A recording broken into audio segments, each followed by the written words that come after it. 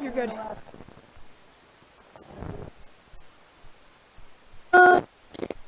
Ladies and gentlemen, welcome one and all to the campus of John Paul II Preparatory School for tonight's matchup. The Hillsboro Burros and the Pope Prep Knights. My name is Oliver Antone on the call for you this evening. Might I say it's good to be back here. You're tuning into your JP2 Knights one.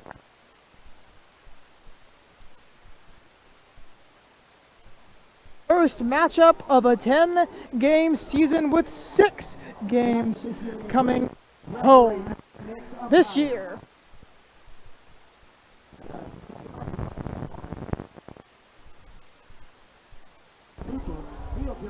It is a football here in Hendersonville.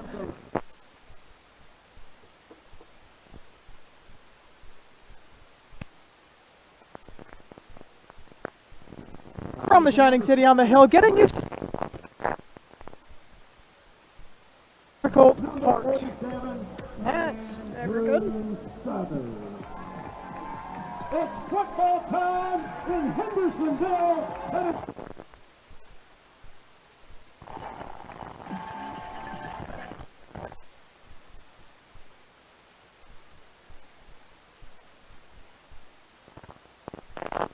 Kick off here.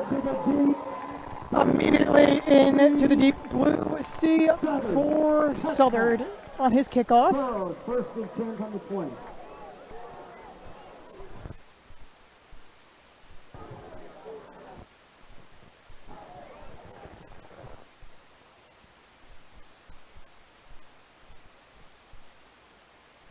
Oh, what a beautiful. I feel like that's all.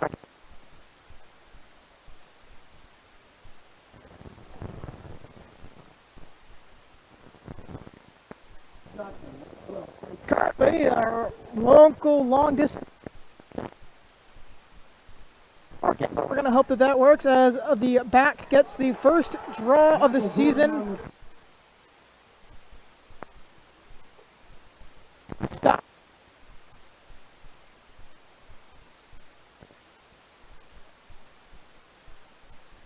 And 9.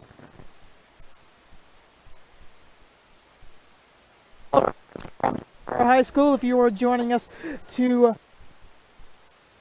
hopefully we provide a quality break.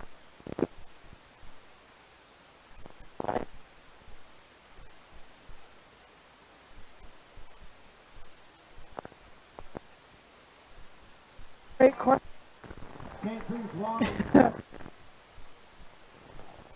With our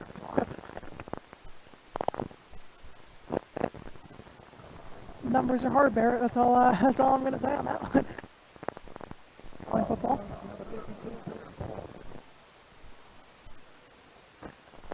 Down from Pope Prep as I think Barrett.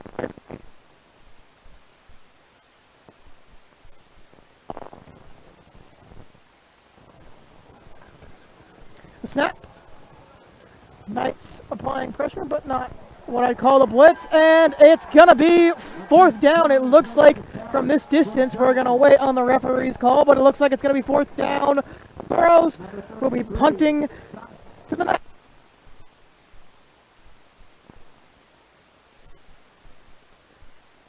Fourth here from Pope.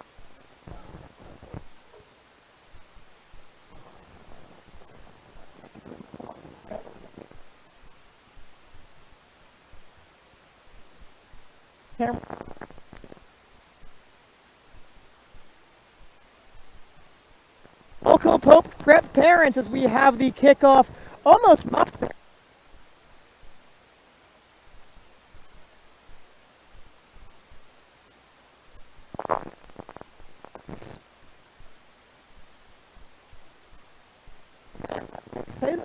We don't have audio. My mic is displaying fine. I am very confused.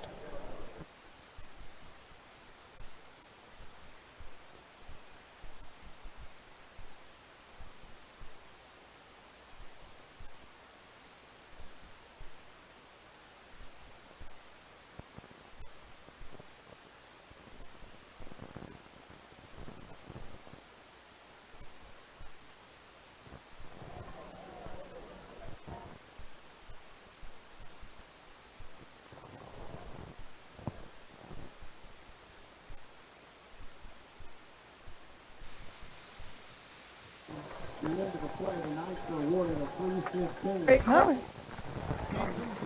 And 10 on the Burros 40.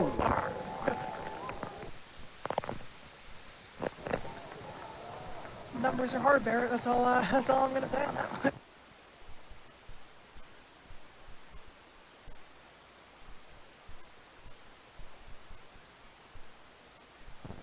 Still, you're on a beautiful night.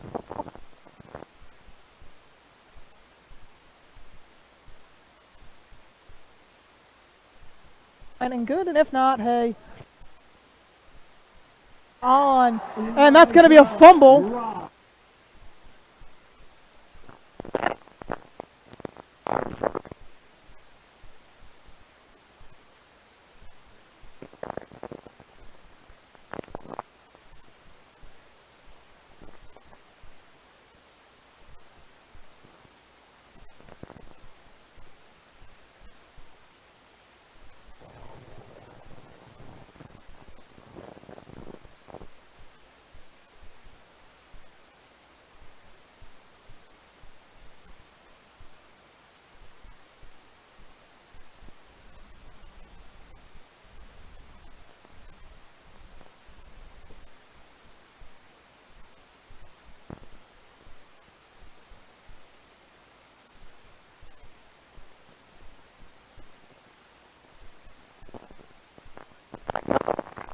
Pass.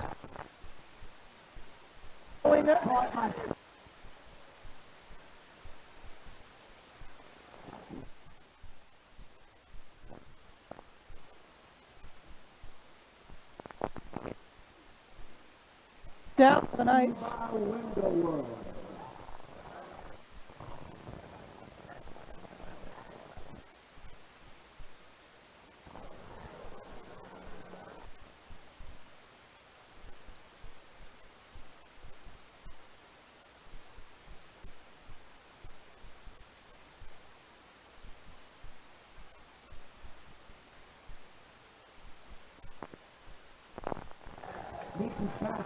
Minshew goes for the pass. Cook with that. Tackle made by Matthew Dean. Good help.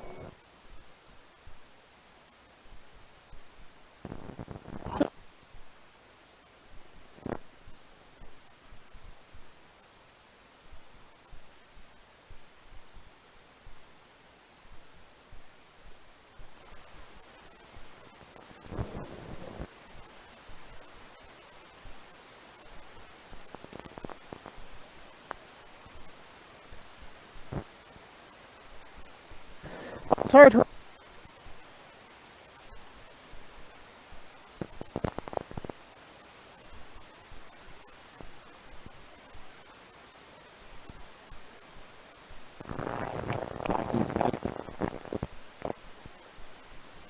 back.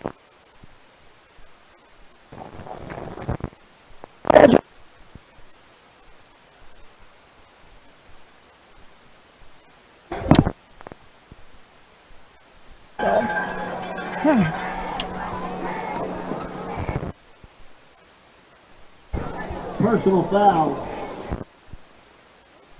The Knights up closer and shoot to the goal. 1, 2.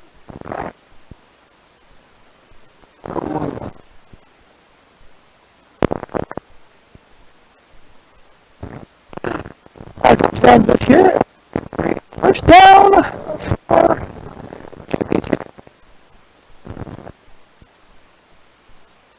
Minshew gets the snap. He's looking to pass. He will, but it will fall incomplete. Mitch's throw intended. Noble was the intended target. Noble was one of Minshew's favorite targets last year. Goal to gain from the 5.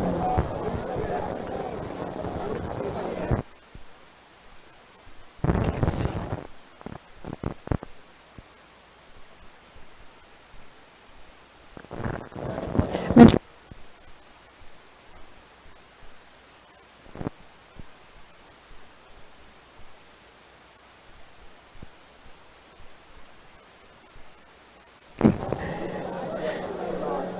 With the jet sweep, Rob gets the Handoff. We're going to wait for a call from the referee, and that's going to be it.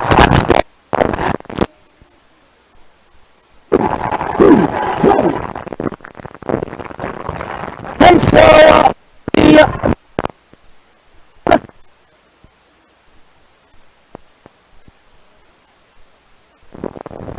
The hold by check last.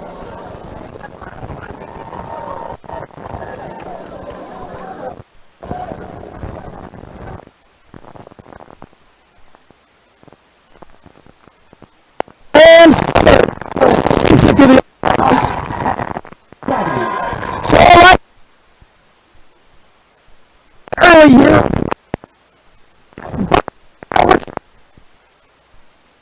Here.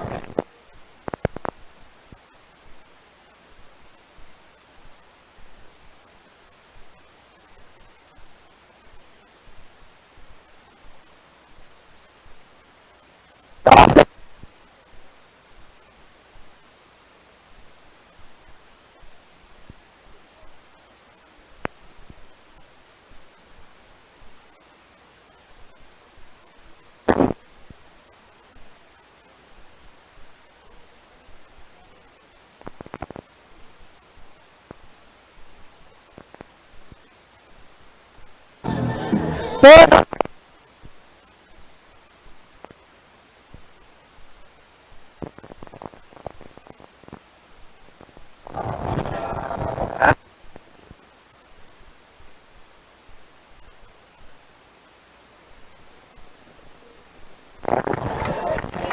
Into the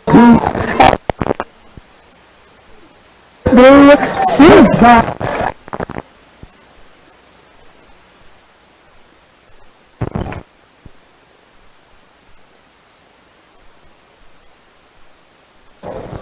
So the Burros with the touchback will take it from the 20.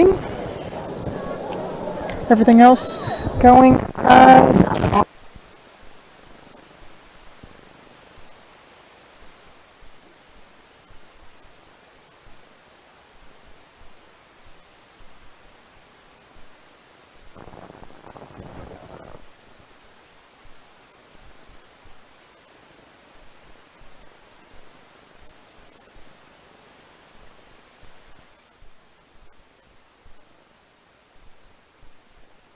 get the tackle there. So here we are with 7 minutes remaining in the first quarter.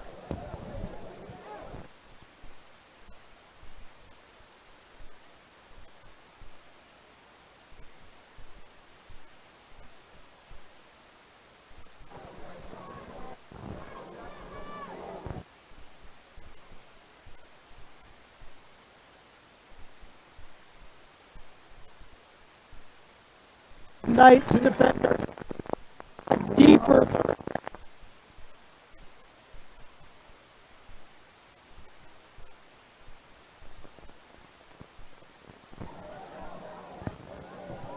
But what do I? So it's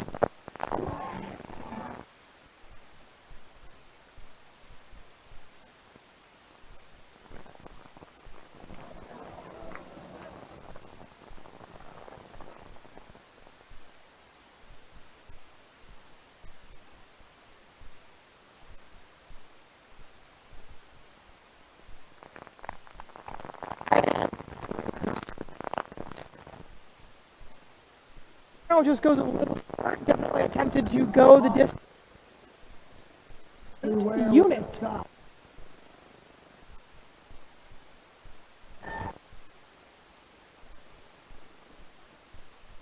So the Burros are in punt formation here, and we'll see where it goes from there.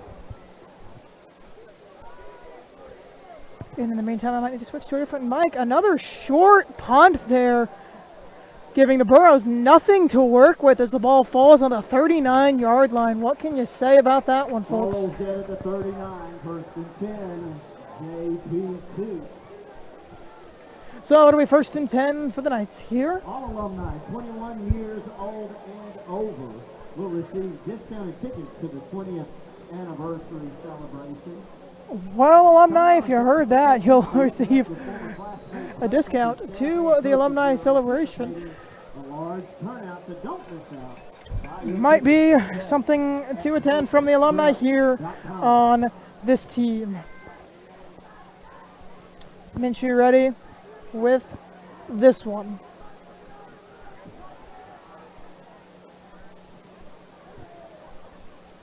And the snap, Minshew once again going to go to Rob, and it's a play action. He is going to go short, and his receiver not to be found. That was Patrick Collins wearing number 45. The linebacker lining up at tight end for the moment. Incomplete, second down. So the second down is incomplete.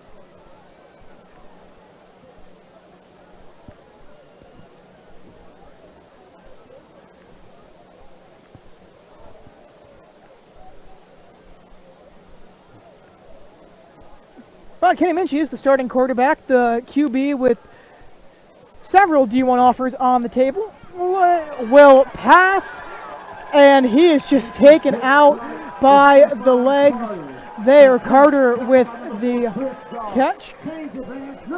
One, two, three. So a lot of Minshew's receiving core back this season. Minshew once again is going to go to Rob. Elijah Robb on the kick. And Rob is going to go for a few yards there. As we get back. Elijah Robb once again stepping in for a broken collarbone that was sustained during the preseason. But Minshew has a lot of his offense back around him. He has Cook, Carter, two of his favorite targets from the 2020 campaign that fell just short at Brentwood Academy last year during the playoffs. Fell short from a home playoff game as well due to Father Ryan's win over Knoxville Catholic at the end. And that's how the last season ended for the Knights. But this season the Knights display beautiful purple and gray uniforms as that pass fails to reach its intended target. Too tall.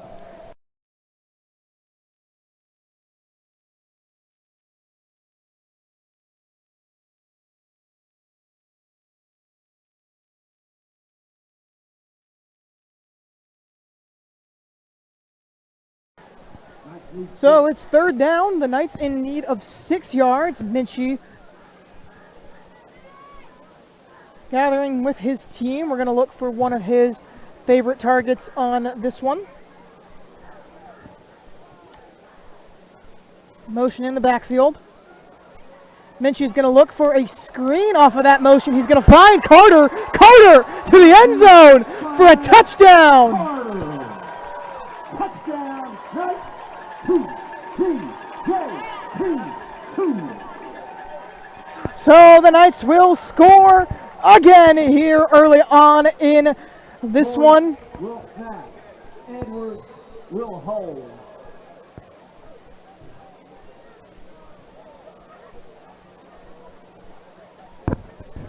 So we set up for the kick. Kick is up. And Southard sends it through the uprights. So the Knights will have a 14-0 lead here over the Burros with 3 minutes and 58 seconds remaining in the first quarter.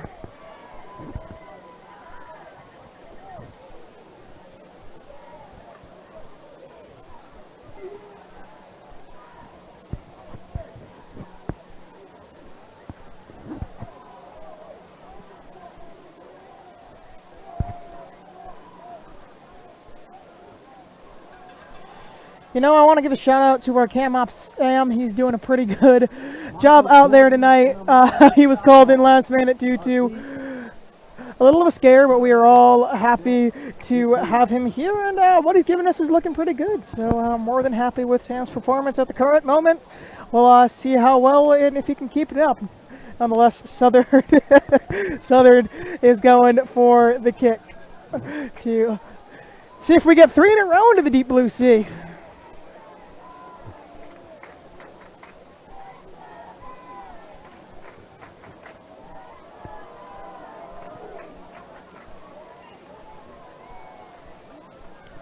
And it goes into the deep blue sea.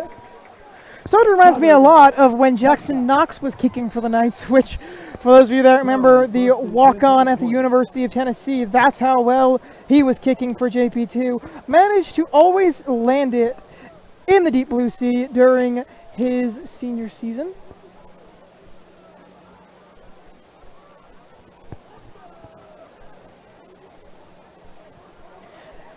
Kenny Minchie showing great command of the offense at the current moment.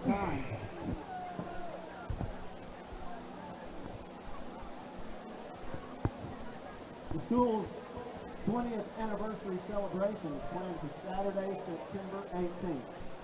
Pope John Paul II Catholic Preparatory School enters its 20th year. We wait for the Burros to get set on this one. Really excited to see what the Knights bring out on defense this time around. Your night away under the stars. This is a 21 years old plus event. Be sure to get your tickets now at popeprep.com. JP2 celebrating its, well, Pope Prep celebrating its 20th anniversary this year. I was here around the time of the 15th. He's going to go to his back and once again just immediately be smothered by a plethora of Knights. Just brutal out there from Pope Prep. Paige Baumgartner on this action. My apologies to Mrs. Baumgartner. Thank you, Paige. Second down, 11. Burros come out struggling in this first quarter, hoping to put together a drive that JP2 can be a little envious, put up a fight, but once again just stuffed by the Knights defense. Say what you will, the Knights front seven looks solid this season. I can't tell you how many returners they have. I do know during media day they were very excited. So a good amount of excited Knights for media day out here.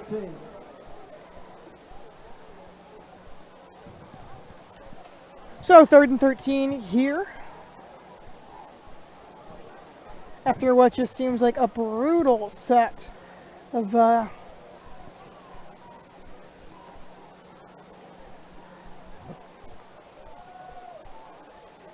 and the pass. And he just goes for the legs there. Zion Robinson makes the stop. 4th down, Burros.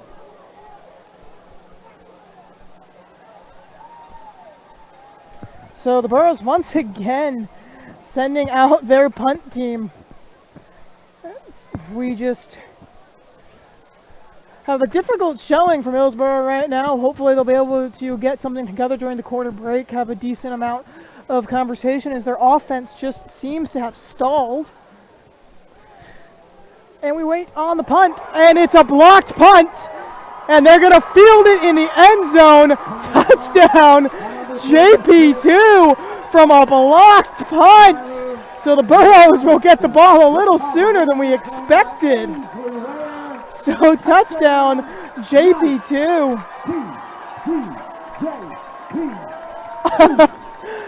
Unbelievable. Once again, our poor camera op, Sam, going one to the other. He was on the move. We saw a good amount of block punts back last year.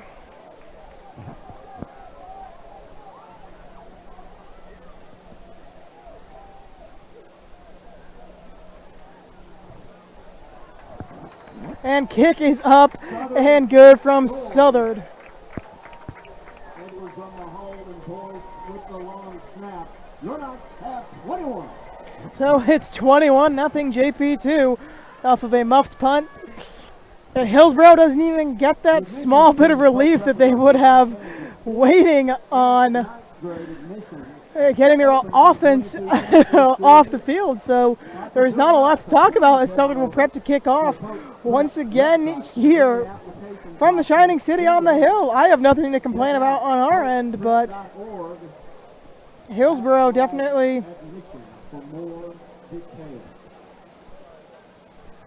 Needs to put a little more Chris Goff into this and one. Amari Salvo.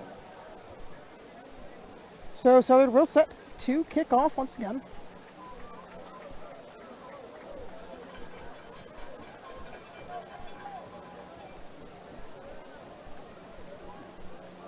Southern set the tee.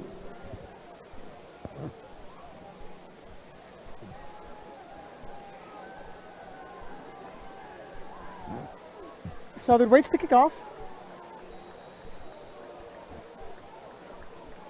Once again, I want to bring up these gray uniforms. It's the first time since using white as a home jersey on occasion that the Knights will wear will not wear blue as their home color. And this dates back years. However, these are some of the nicest uniforms I have seen come out of JP2, out of Pope Prep rather, in,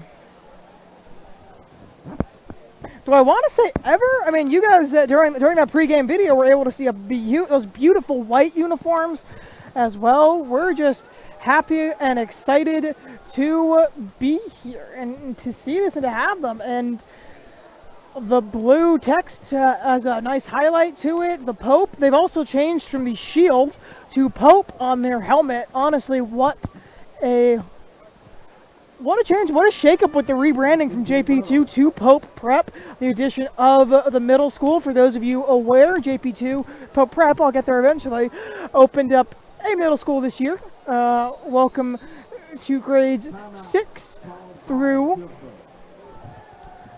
11, and there is what I was talking about, the Burros calling timeout to get some of that regrouping, hopefully. So with that, we're going to take a quick break to rest our vocal cords, maybe fix some of this audio situation, but I wouldn't bank on that part. You're tuning into the one, the only Night Sports Network, powered by GKA Productions.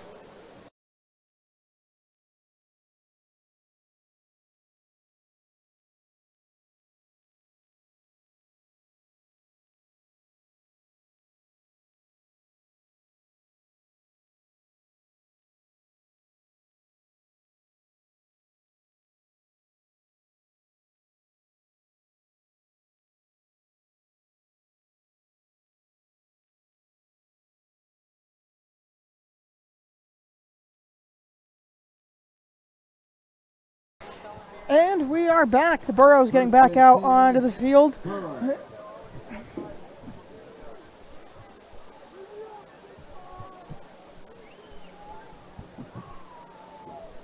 Number 12, their quarterback, in complimenting the Knights uniform, complimenting the Burros uniforms. That gold is phenomenal. It reminds me of the New Orleans Saints jerseys, although the helmets remind me a little too much of the University of Michigan. But what can I say on that one? A free 5 due to the offsides. Look at that move. And per usual, we have our first look at that moon from Mr. Vaughn of the 2021 season. Boy, is it good to be back. It's good to hear these voices. It is great to have fans fully in the stands. JP2 going to a packed crowd, and we have a deep pass. He's going to find number 1, and you can kiss that one goodbye. He's got a Knight chasing, but he is going to shoot him a peace sign like Tyreek Hill. Touchdown, Burros. We have a flag on the field from what I can assume is either due to taunting on the Burros or due to the late tackle on the Knights. We are going to wait and see. The flag was not tossed in the end zone, but was tossed to the site of the taunt. The taunt might be the penalty on this one. You cannot taunt in TSSAA football. You also cannot celebrate touchdowns, which we learned the hard way. Kind of a bummer on that one. Not that I've ever set up a touchdown cam. Sam, if you can hear me, I'd love if you get that ref confrontation out there.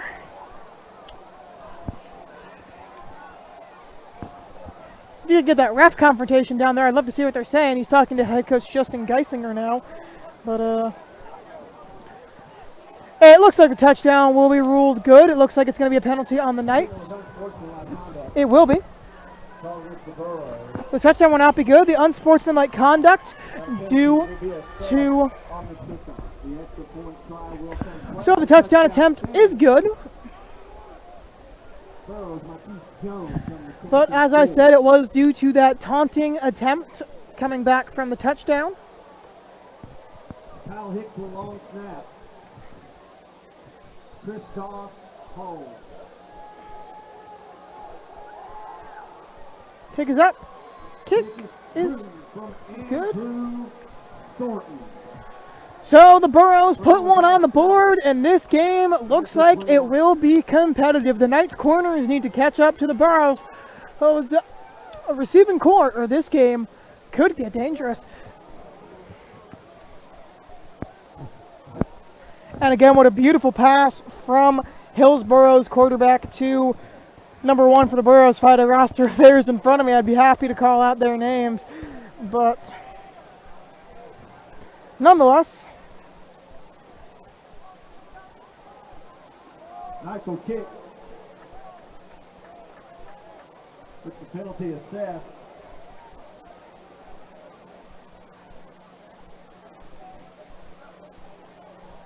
and so we wait to see where the Burros will kick off from. That Burros will kick, but the penalty is assessed against the Burros, and they'll be backed up 15.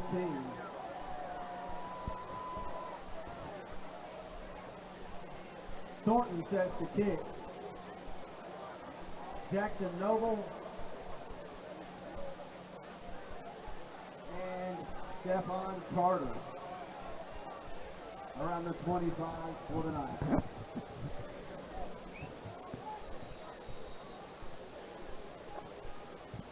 As we wait still again for the kickoff. And so we see our first kickoff from the Burros. Squibbed poorly there with a flag on the play. Hillsboro will retry the kick.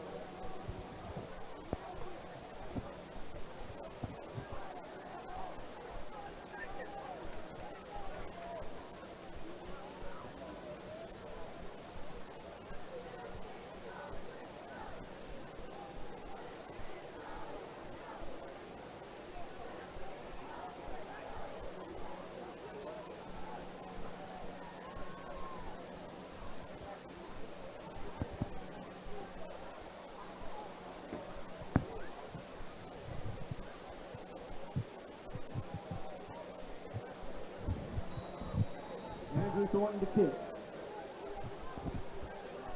And the kick. Knights will take it out from the 40, and he's going to push through to the 51. Noble with that one to the shield, the old shield, might we add.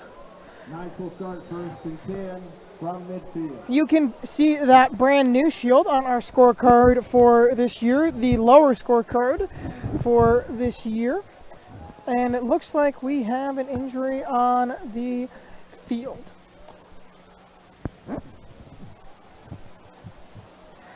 Knights take a knee.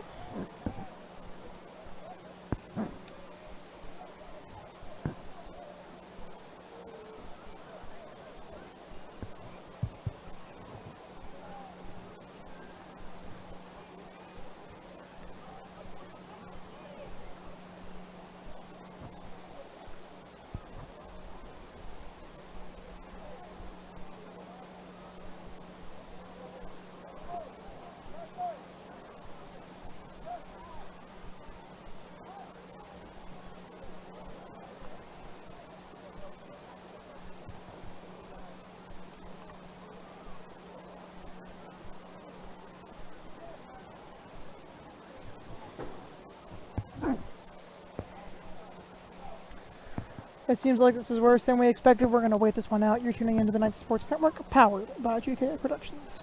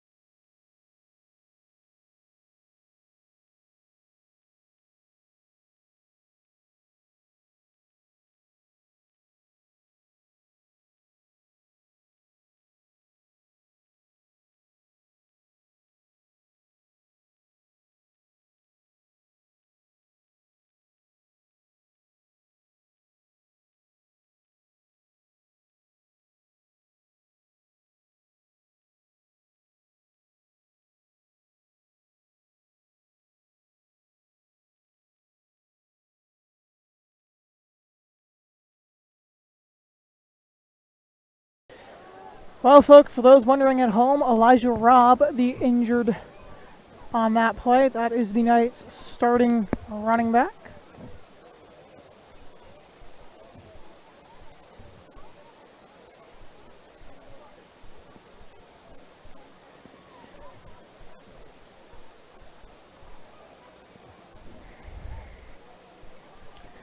He was helped up and helped off the field. He seems to be doing okay, as you can see there.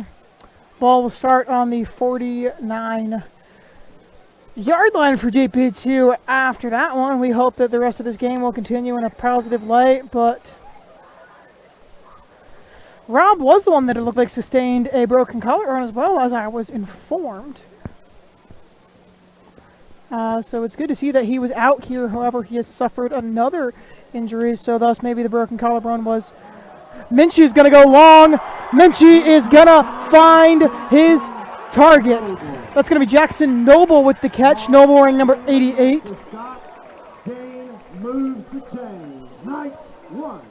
So a big gain, moving the chains on that one. First and 10 on the 18. Minchie once again ready. So just a big play there from the Knights.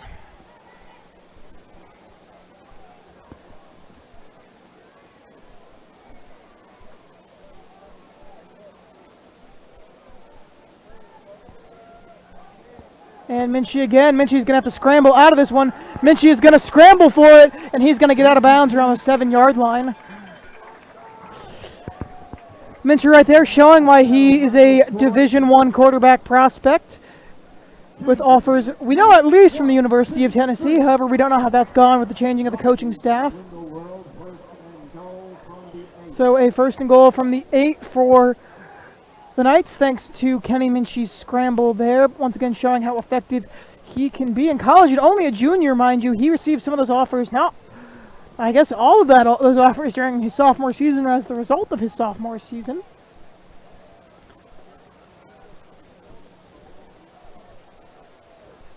And Minchie snaps.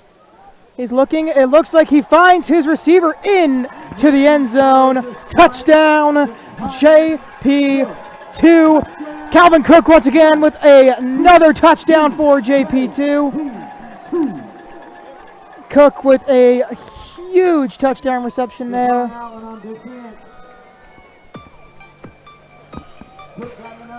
Oops, that's not what's supposed to be playing. That's what's supposed to be going. Well, where will hold?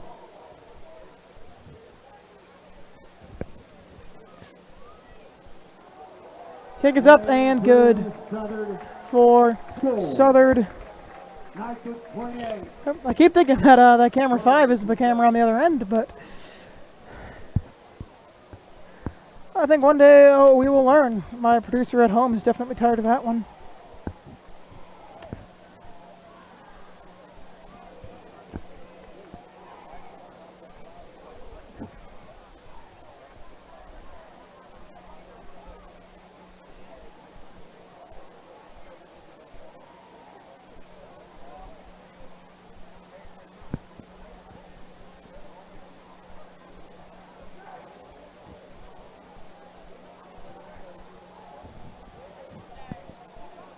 Deep for Hillsboro, number 4, Chris Goff.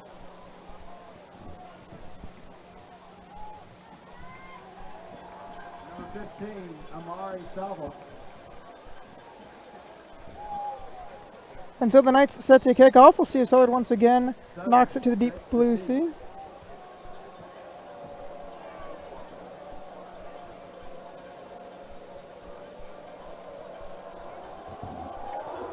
And it's off.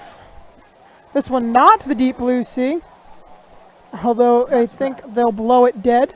They will. Here's the signal from the line judge.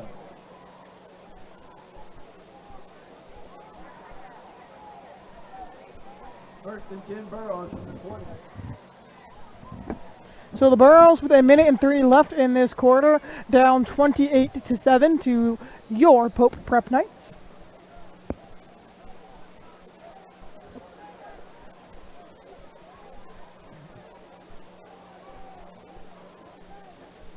But if the Burros can pull together a drive like they had the last time, which I'm sure the Knights corners will be aware of the deep ball a little bit more.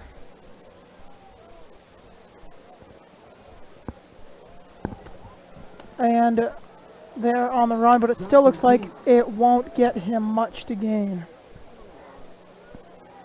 Blair and Perry make the stop. So once again, a nice stop from the Knights defense. Line of scrimmage, second and 10.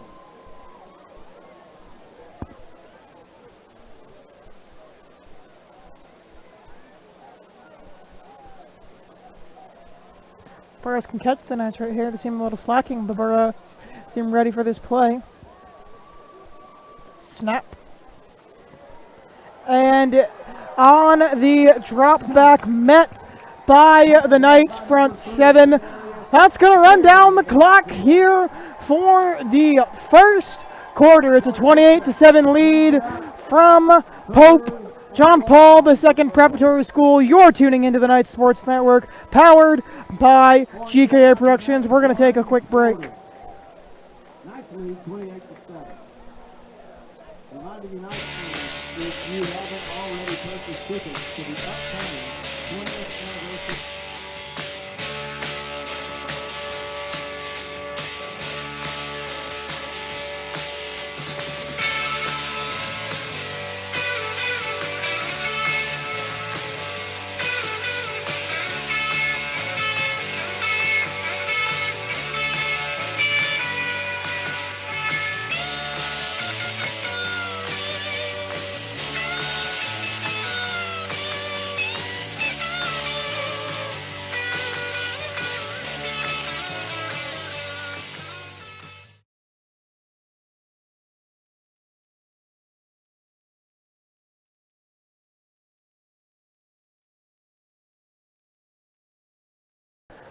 Twenty-eight to 7, the score here from Pope John Paul II Preparatory School, the Jim Carroll Athletic Complex in Hendersonville, Tennessee.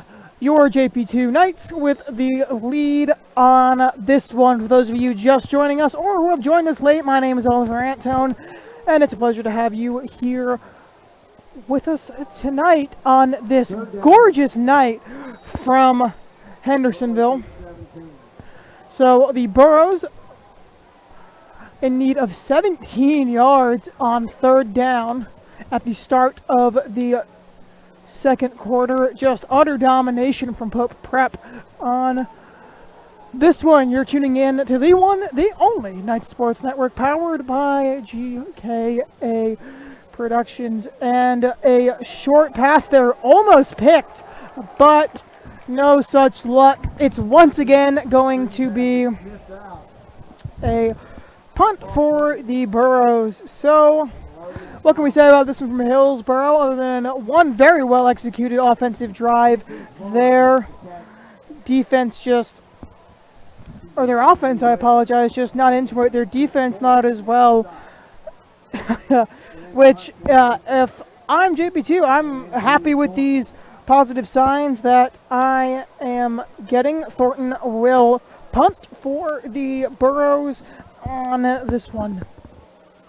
From the end zone, once again, just another short punt, which is not helping. Squibbed by Noble. Noble is going to get taken down around the 35-yard line, which is in no way, shape, or form helping the case for the on the 35. Nowhere near helping the case for the Burros on this one, that they can't get the Knights out of their zone.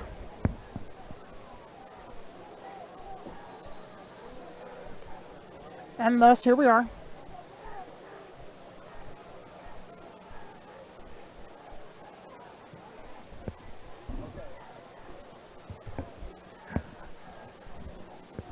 Make sure you're ready for the snap. And he is going to roll out of the pocket, and he is going to go for the flea flicker. That pass to his linebacker, An unbelievable play, a nice trick play by the Knights. Patrick Collins, as mentioned previously, a linebacker for the Knights as well as offensive lineman, lines up at tight end. We saw this play previously from JP2 last year. The difference is the linebacker at tight end came from Kenny Minchie. It might even come from Sawyer Watts.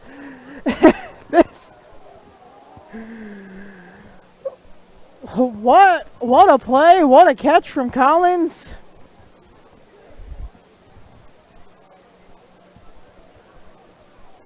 Movement in the backfield. He's going to give to his back for a touchdown. Touchdown, Knights. TTJP2. So the Knights score another on this one. Those two teams need to switch because that is the second time I've done that. There we go. So touchdown for the Knights. Southard will set a kick. The Knights are one touchdown away from running the clock in the second half of this game. TSSAA does not run the clock during the first half at any point. Some people may consider that a blessing. Some people may consider that mercy. Those of the people listening to my voice on this broadcast consider it a godsend. It's a punishment that you have to deal with me for the entirety of this quarter, but hey.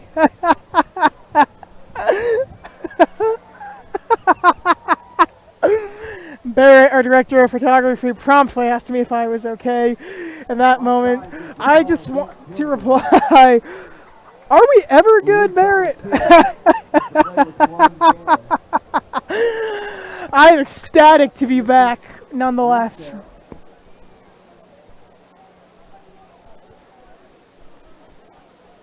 battery includes Boyd, Egler, and Southern.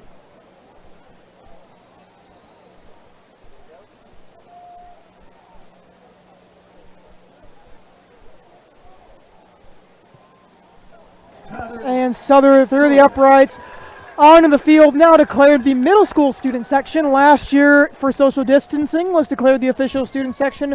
The Knights are back in their home, though. And honestly, it's just a great atmosphere here at Jim Carroll Athletic Complex. The crowd really into it.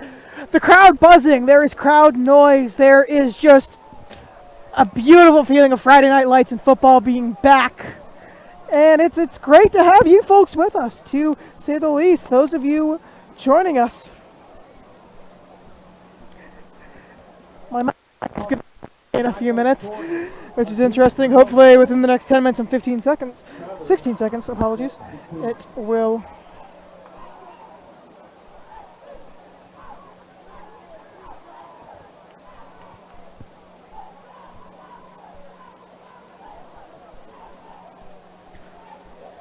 Southern having a phenomenal night kicking with several touchbacks. Southern is a 4-year starter for the Knights as well, has kicked in every game he has played in since his freshman season into the Deep Blue Sea. Touchback, Southern. We could have told you that one, but The admissions team, the Pope Prep would like to remind nonetheless. and 9th grade admissions are open for the 22-23 school year. Spots are filling up, so please have... Well, Mr. Vaughn has given me the reminder before I have the ability to say it off of my sheet. However, admissions for 6th and 9th grade are open as JP2 as Pope Prep, I'll get there eventually, as Pope Prep enters or will enter its 21st season. Snap, and once again met by brutal Knights pressure in the backfield. Hillsboro cannot catch a break on this one. However, admissions are open. Hoping to join the Pope Prep family, once again coming from a Pope Prep alumni. It's an experience you don't want to miss, an experience that you don't want to. And once again, just freely advertising ourselves. Once they join the school, or any current members at the school from grades 8 through 12 can join our broadcast team. They just have to contact Mrs. Smith or email info@gkaproductions.net. That is contacting Miss Smith or emailing info@gkaproductions.net. Our first meeting is coming up in the coming weeks. Learn from people who have trained under those who have done March Madness, SEC Game Day, the OVC Tournament, and others. That's not me, but I learned from those people, and I'm happy to bestow that knowledge upon the JP2, the Pope Prep community. 35-7 with 9 minutes and 30 seconds remaining here in the second quarter. It is third down. The Hillsboro Burros from the Hillsboro area, or the Green Hills area of Nashville, are hoping to pull something together, keep this game close. He's going to pass, and that's just going to get away from him. So that'll bring out another fourth down. We have had the Burros cross the first down one time. The Burros have moved the chains only once during this, and it wasn't even a moving of the chains. It was that beautiful pass to the end zone. I spy offense. It looks like the Burros will not be punting.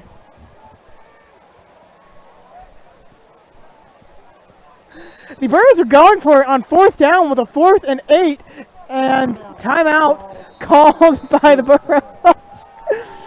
For those watching at home, once again, consistently brought up of our cameraman Sam on his way to his other camera, just to turn around and do a little jog back.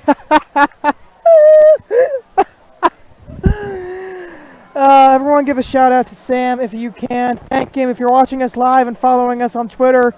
Tweet your appreciation for him. Sam's a great guy.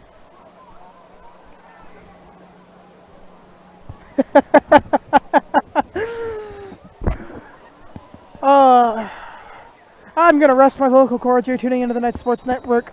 Never mind. They're coming out of the huddle. It was a 30-second timeout. Or I spent too much time talking.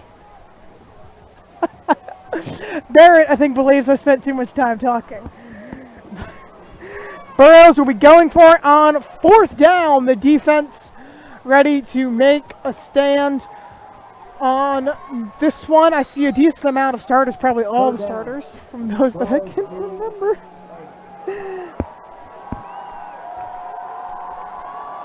The Burros in need of 8 yards. He gets the snap.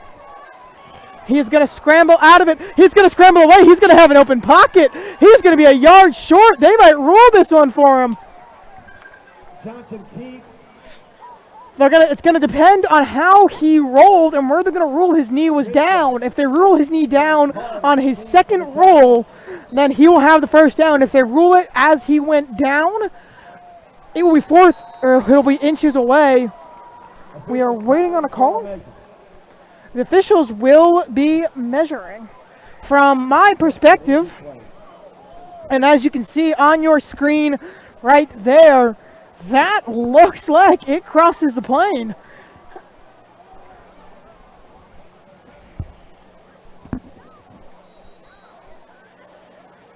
Well, folks, I don't want to be the damper of, or the bearer of bad news, but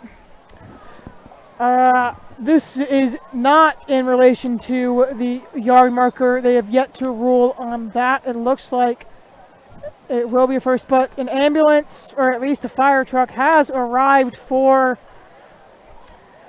running back Elijah Robb. So our prayers go out to Elijah, to those of you watching, including any members of the family. We did not want to leave you in the dark on that. It looks as though something is here for Elijah Robb. On a stranger note, the Burros have received a first down. First and 10. So it is 1st and 10. The Burros move the chain technically for the first time on a beautiful 4th down stand, and what a great scramble from their starting quarterback. He's going to get a snap and give to his back, but once again just gobbled up by the Knights' front 7, which has been the story of this game. Yes, Kenny Minchie has had a phenomenal game. When doesn't he? Honestly, I feel like I should. Kenny Minchie is capable of having bad games.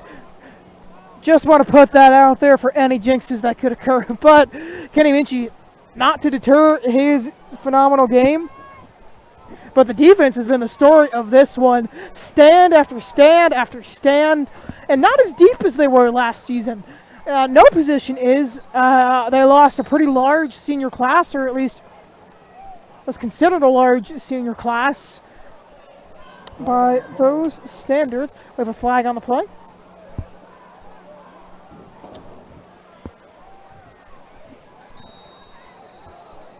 Five-yard penalty walked off against JP2. JP2 will be the committers of said penalty. 2nd and 7, and he's looking for his man, number 1. He's going to make a diving catch, but will not catch it. The referee sees and rules correctly. Jones did drop the pass and roll with it. He did not maintain contact. The Knights student section making noise for the defensive stand they hope to see. The middle school student section relatively quiet. We hope to see them. Some of them might have drifted into the actual student section. Nonetheless, we hope to see them engage more in what is now their school's football team.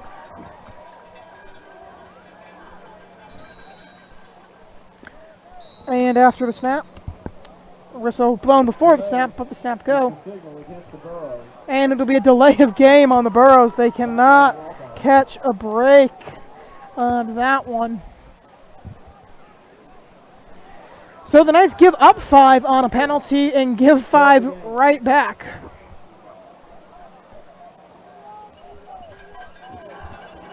So we're a little over an hour into game time. And their back's going to go. Their back's going to break through, and he met by Knights defenders. Sentry with the stop there. Hopefully I pronounced that correctly. Makes the stop, or Brooks, sorry, makes the tackle. Sentry with the run. But Burros managed to advance the chains on that one. Now Burros fans, look up over your left shoulder and you'll see the moon tonight. Folks, if I can tell you one thing that I miss every year in those months in between football season, it is Mr. Vaughn's commentary on the moon. What a sight it is. Burros break. And it's going to be an offsides on what looks to be... There might be an offsides on the Knights. It could be a false start. You know, a little false start. Or an illegal procedure at least.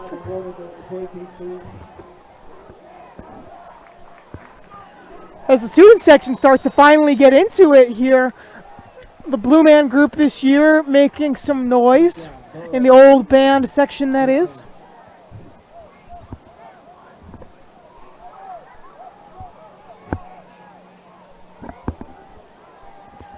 So the Knights thwarted a free 5 there. And the snap. Burros once again give to their back. And he's going to break through again. Makes it through there. The front 7 crumbling all of a sudden on 2. I guess we can't call them consecutive plays because of the penalty in between. However, Burros crumbling in between. Second down and a short line. So the Burros are going to come right back out on a 2nd and 1. If I'm them, I'm going right back to that back, although it looks like they're in shotgun and going to try and go long. They're going to go for the screen pass. And we're going to have a loose ball, and we're going to wait for a ruling. It looks like a Knight's recovering. Nice shot on the catch. Ball not free, but The referee by Matisse Jones. recovered by the Burros, so it'll be Fortuitous recovery for the Burros. 30 long. so it suddenly becomes a 3rd and long after a 2nd and 1 for the Burros. As I was saying though before that play was stopped, Stephen Carter seemed to be holding, and it seemed like it was a scuffle between the two of them. I thought a flag was going to get thrown on that play between Carter and his man. The snap, and he is going to go for a pass and unable to be picked by the Knights, just looking genuinely upset about the end of that play is number 33 for the Knights. That's Jose Espinola. Espinola? We can always talk about my first game of the year as I don't know all the players' call names. It looks like the Burros are going to go for it on 4th down again. Nope, they will be kicking. I'm just looking at the monitor instead of the field because I needed to sit for a brief moment. It's one of those nights, folks. And it, once again, a night that was supposed to be cloudy with a chance of rain on the kickoff there. Whistle blown. Flag on the play. By flag. Burros moving back, so it looks like either a false start. Illegal procedure. It's another illegal procedure on the Burros. The Knights awarded a 3-5.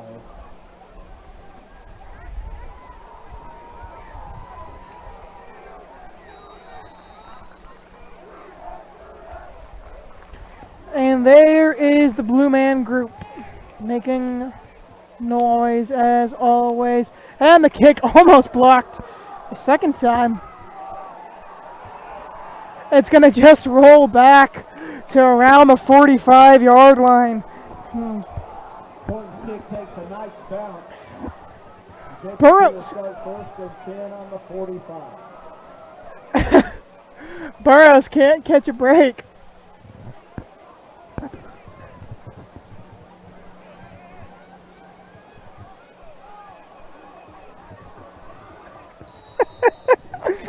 I don't think Sam is aware that I can hear him.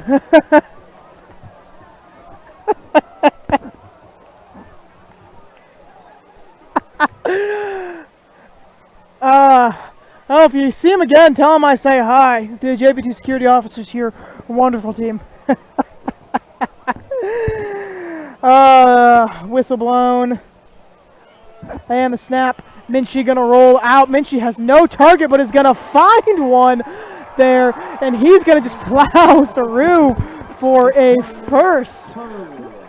What a play on that one when it looked like no one would be there. Turner Curley, a junior,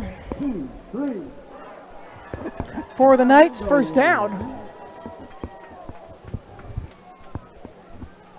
Curley is a name that I can't remember if we called during last year, but nonetheless makes the big play for the Knights. He's listed as Y, which I believe is special teams on the roster, and linebacker, so might be checking in at tight end, it looks like. The Knights don't seem to have any tight ends declared on the roster. Minchie going to give it off. Solomon Brooks checking in at running back for the injured Elijah Robb, who had a breakout freshman season last year when Antoine Roberts went down. And was able to earn the starting gig this year.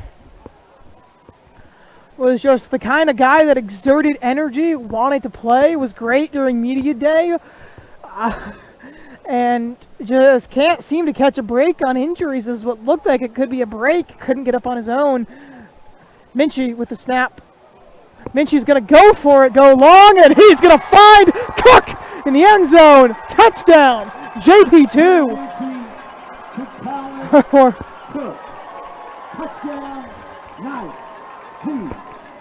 Cook with a Pope Prep touchdown right there. Ladies and gentlemen, what a play. What a drive. So with Southern able to put this through, the clock will begin to run at the end, or at the beginning of the third quarter. Although I don't know, I think we've had a game or two where they don't run it in the third. Andrew Southern. Southern scores on that one. So, Knights 42, Burros 7, 42 points and a half. What can we say about that one, folks? JP2's offense ready to get going.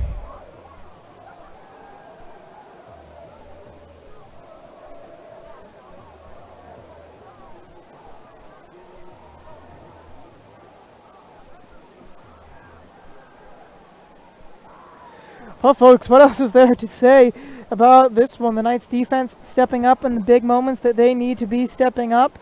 The Burros buckling in some important situations and coming to rise in other situations. If I'm Hillsboro's coaching staff, I am taking as many positives away from this as I can. And wow, I hate to say that it's not plentiful. They are not plentiful, but nonetheless, I would talk about that first pass, couple of those screens, the fourth down. It's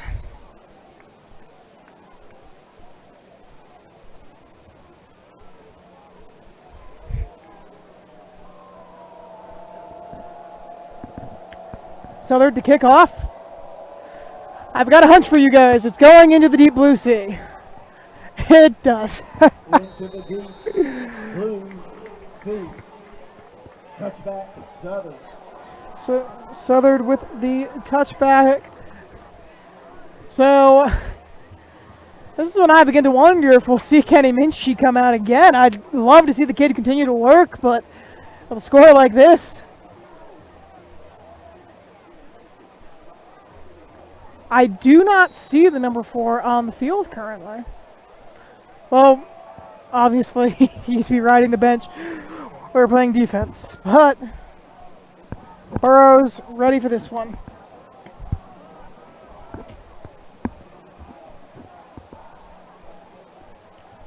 .407 remaining, and he is going to give to his back. He's going to try, looks like, if a gain, a short gain. Looks like it'll move to a 2nd and 8. Stop.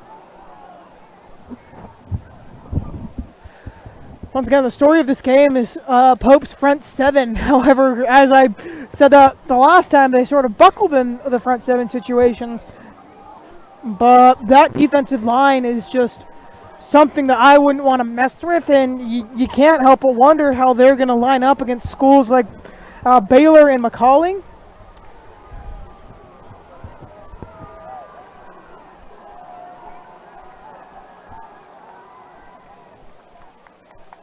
And he is going to keep on the read option, just followed by a plethora of Knights. He will get out while he can.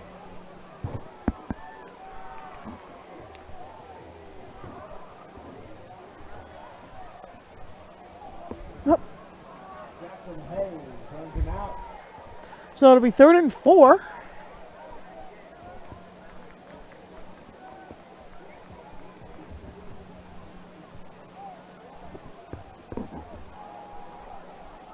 Burros come out of their huddle. 3rd down. The student section begins to chant for their team to D up. We have movement. And he's going to go for another screen. He's going to bobble it, but push through to advance the chains. He's got one man to beat. He now has another man to beat with the Knights following, but he has pushed through a plethora of JP2 defenders right there. What an advancement of the chains on that one. Number 1 for the Hillsboro Burros. It comes off a beautiful pass.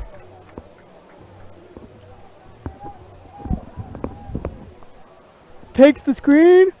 For a brief moment, only had one man to beat, although really it was 2. Managed to run into that second man, be met by Knights, continue to push on. And still come back from it. Quite impressed from that one, folks.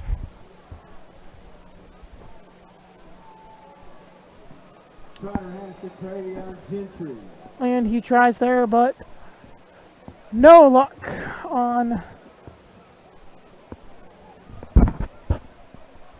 Oliver Gould with the stop. Gould with the stop there. The Oliver is succeeding me. There, Oliver Gould. I managed to make the acquaintance of and spend time on stage with Sarah Gould. So we've got a timeout here from the Shining City on the hill. It's Burros 7, Pope Prep 42. You're tuning into the one, the only Night Sports Network powered by GKA Productions. We'll be right back.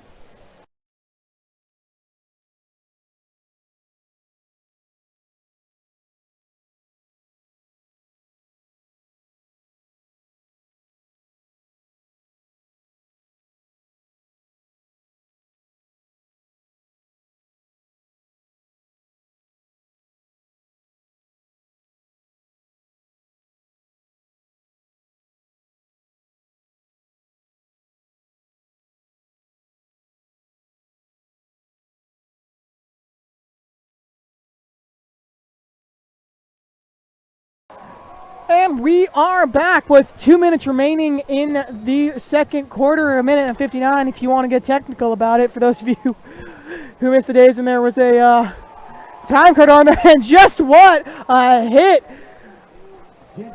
Takes down his man, Denarius Perry, with that one. So the Knights call timeout to what I assume stop it, or whatever they can to stop it.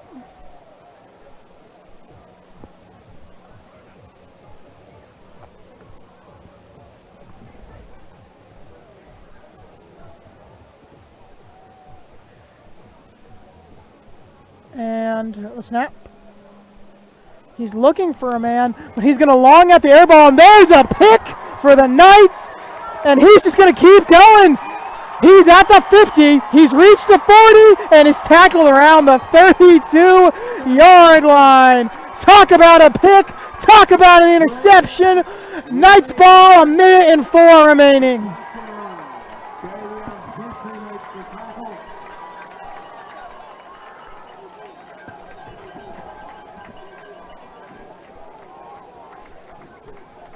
Rayborn with the interception and return. That is Rayborn with that one.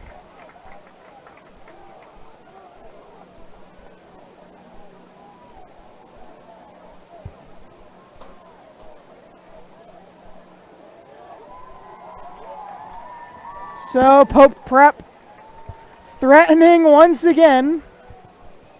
Minchie drops back. He's going to scramble out of the pocket. He is looking for what looks like Cook, but they're going to rule that pass was out of bounds. Caught by number 36, Tyler Robertson.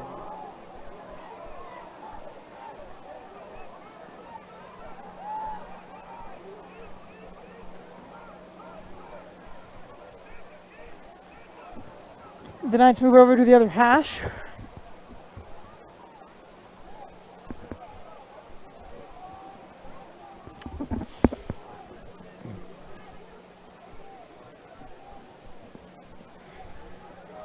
And Minchie is going to go for what looks like a screen to Cook. Cook going to continue to push through and fights for that extra yardage on that one. Cook with the big play on that one. 1, 2, 3. So Cook, the man to watch out for on this drive. The way that good old Mr. Vaughn is saying brought to you by Window World, I'm beginning to wonder if he wants the crowd to chant brought to you by Window World with him, which, unmiked up, I think, I'm just saying.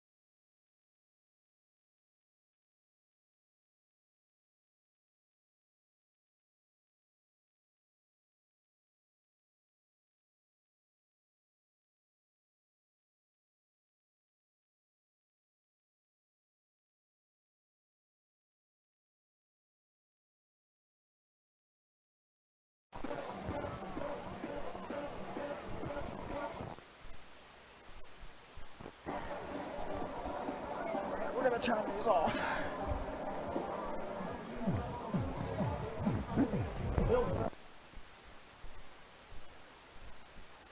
Good evening, ladies and gentlemen. Welcome back to the Night Sports Network, powered by GKF Productions. At the beginning of the second half, we want to take a brief moment to recognize someone for every game and during every halftime. Mr. Mike, make an effort to talk to me, one of our team members, and one of us about broadcast the new equipment that we purchased.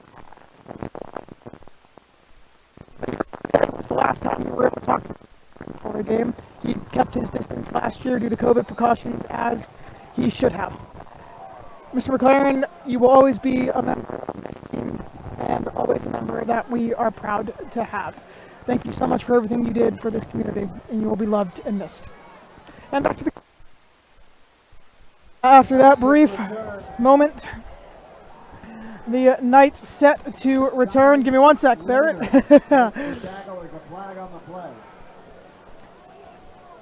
And there is a flag on the play after kickoff here.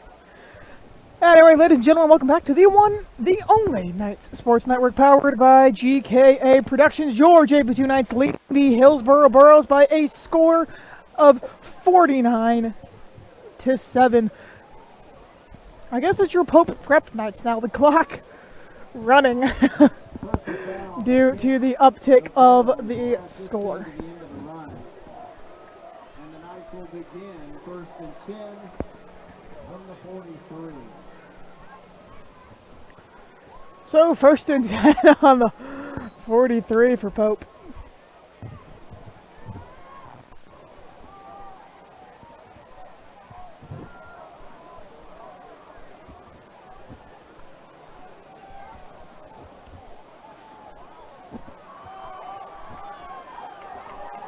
And oh, what a hit on Bailey. Give me one brief moment to fix one small error.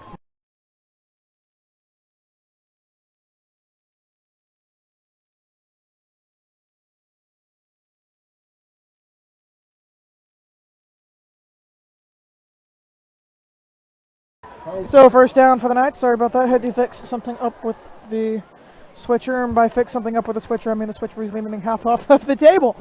But that's neither here nor there.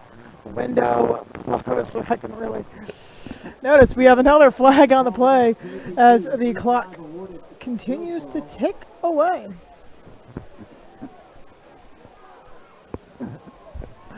And the Knights move back another couple of yards.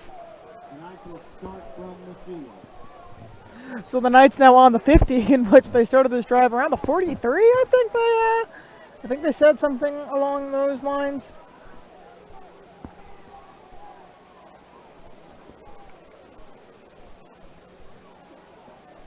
Number 16, Bo Bailey, is in at quarterback for Pope Prep. He is a freshman this year, a true freshman, I guess you would say, if this were college football.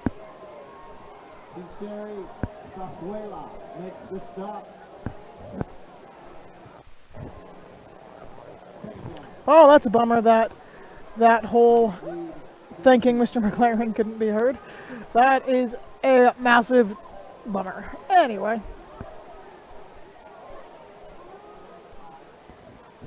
And the snap. Bailey with it. Bailey keeps.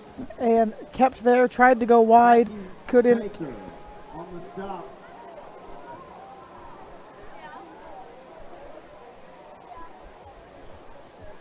Short game, 3rd down. 15 to go.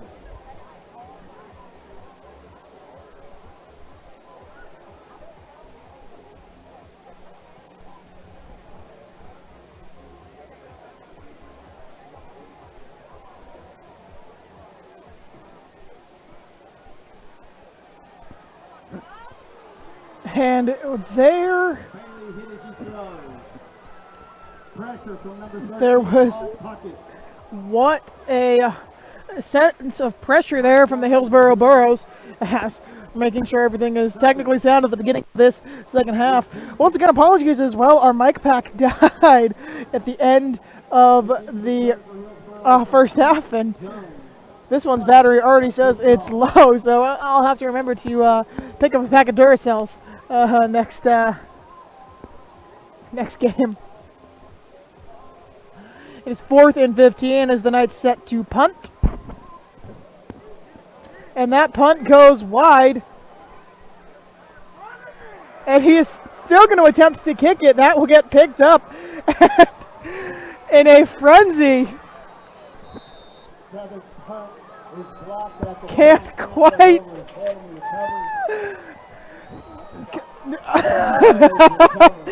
Can't quite put a finger on that one.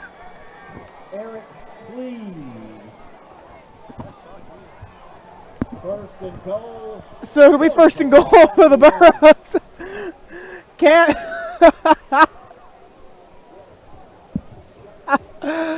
Can't quite keep a straight face after that one, because quite frankly, whatever happened there was.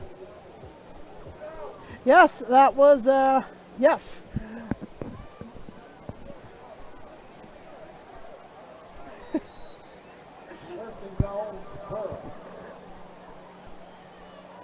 Burros with the 1st and goal. Ball on the 1-yard line. Looks like the 1-yard line according to the scorecard.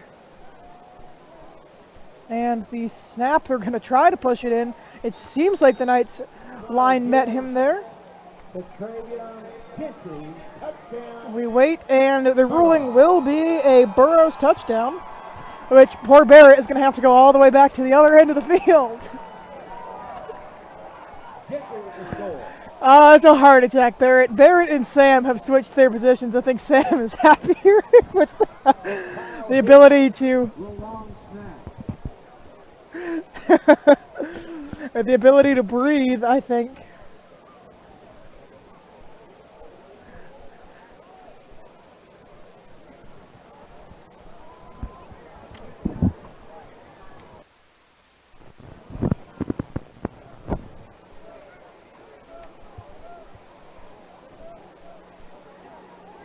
That was weird. For Chris Doss will hold. Kick is up and through the uprights. For the Burros.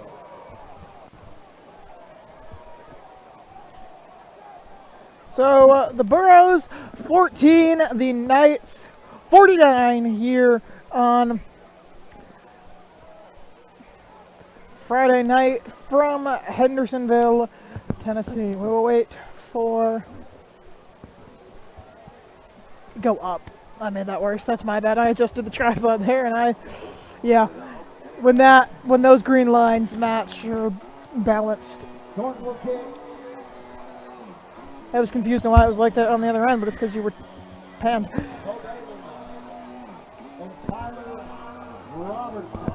So Pope Prep sets to receive the kick.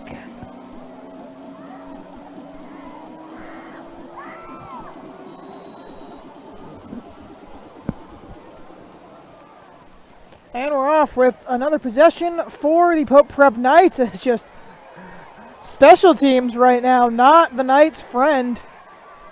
And so on that kickoff, Knights able to get it to the 19-yard line. So Robertson able to salvage that play there, especially after a set of non-deep kicks.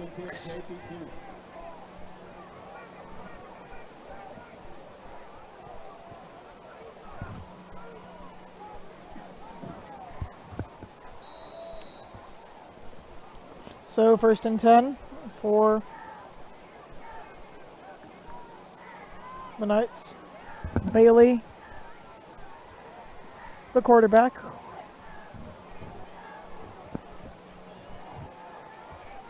Doesn't like what he saw.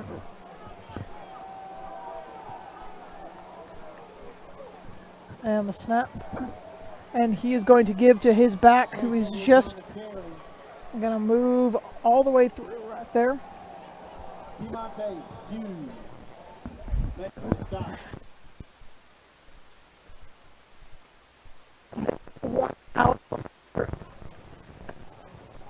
Oh, before the end of it.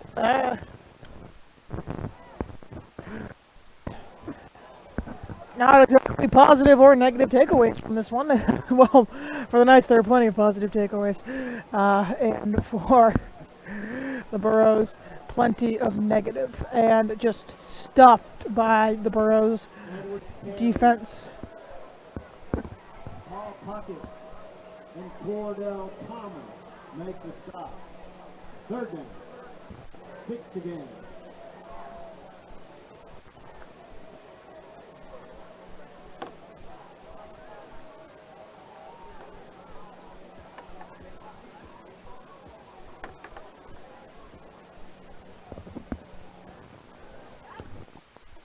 The pass is go poorly. So the Knights have a 4th down now.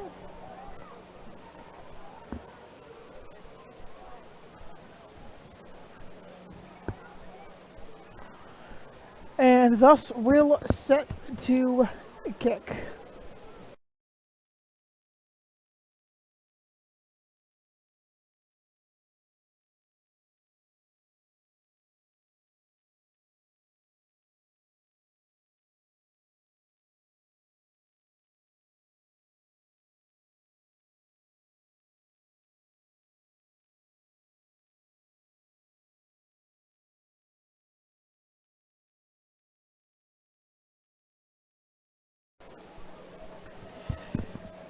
Well, I think the plus side is the best part of football. We didn't have as many technical hiccups as we are at the moment.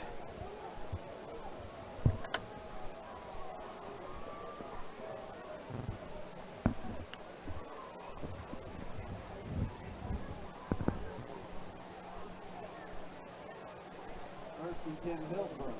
Deshaun Carter in the pistol. So the Burros with it. As I managed to hit the microphone on my face, which is interesting considering it is worn on me. Apologies for those who had to hear that sound. And he's going to get to his back, who's going to cut away and try and find some open room. He is going to find some open room and push past the chains as well. So the Burros capable of moving the chains. 2 minutes, 28 seconds remaining in this quarter while the time ticks away. Hey folks, don't forget, next week your JP2, or I guess your Pope Prep Knights, will take on Pearl Youth Athletic Association. Oh, that's a ladybug. Oh. I thought there was a piece of food on me, and I grabbed a ladybug. Sorry, friend. Well, anyway, next week your JP2 Knights will take on the Pearl Youth Athletic Association right here from the Jim Carroll Athletic Complex. We'll have you covered with another broadcast. That is a GKA Productions guarantee. Will the Knights continue the success, or will Hillsboro be an easier speed bump than they intended after this? And that ball goes high. That high snap gets away, but the back able to snag it up for a 2nd down.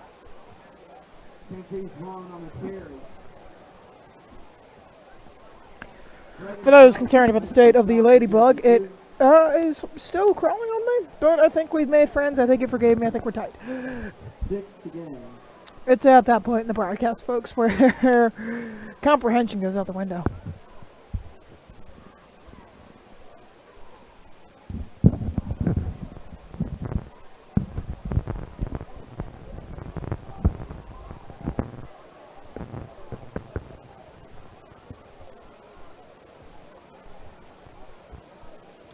The snap gives to his back, and I think both teams are content with just running this one out.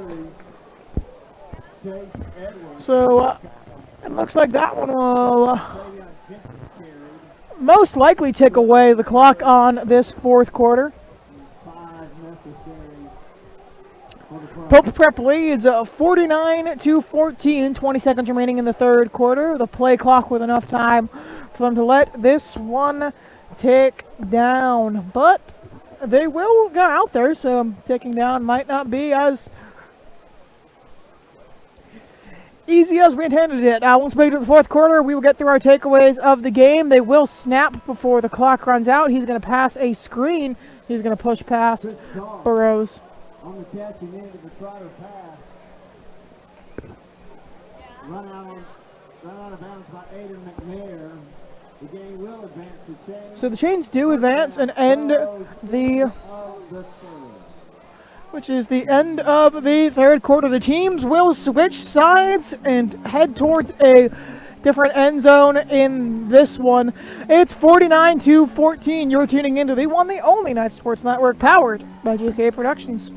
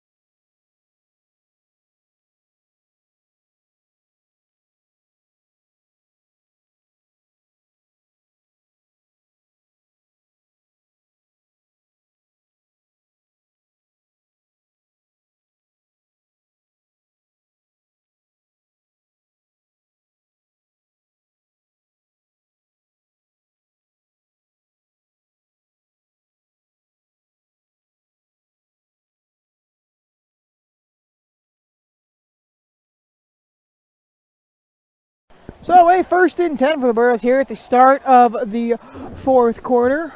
That pass goes just overhead, a little overthrown. So let's talk about positives and negatives from this game. Positives, the Knights, or positive starting with the Knights. The Knights' front seven looked dominant. Well, the corners got burnt once. The front seven was really the story of it. The defensive line, and quite honestly, I'd say some of the linebackers too, getting their endpoints of blitz and such. As for offense, Kenny Minchie and Cook put together one of the most impressive performances we've seen. That duo will be scary to see as they develop. What we're happy to see is the fact that the two players are keeping that chemistry. The two have worked together for a season now. They're able to keep that up. Cook ready for another season. What will be more interesting to see as well is how Minchie's relationships develop with other receivers during the game.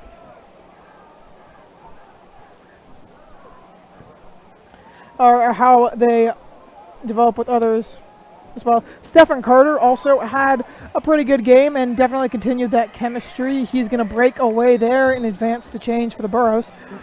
Carter on the keep and carry. Chase Edwards makes the stop with help from Aiden McNair.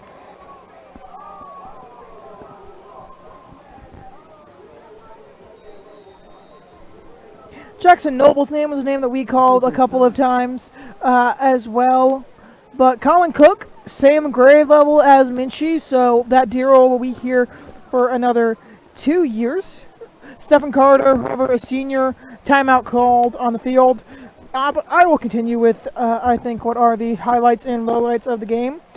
Lowlights also may injury on the field as well. Would like to add the gray uniform. Lets us know that it is a Pope Prep player. So Pope Prep not doing too great on injuries at the current.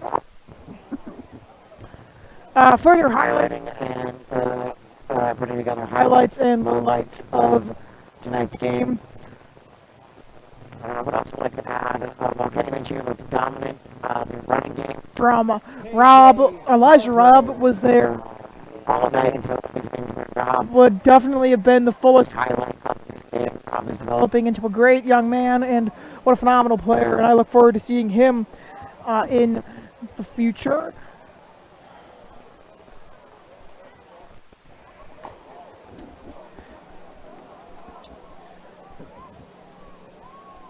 KJ Hangrove, the one injured there. He is a wide receiver and defensive back for the squad. On a secondary that is not too hot this season, or at least didn't look too hot tonight. It'll be interesting, and that's a low light I think we need to highlight. That's a low light to highlight during this game. It's secondary torched at points, and while I think the linebackers were able to come in, help me.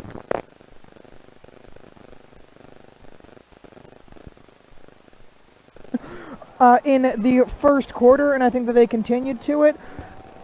And it also helps that the Burros going in for a touchdown there.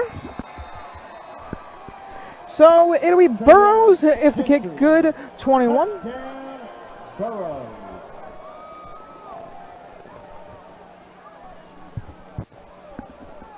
Burros pretty excited about that one, as we can tell. Kyle Hicks will snap. Chris Doss will hold.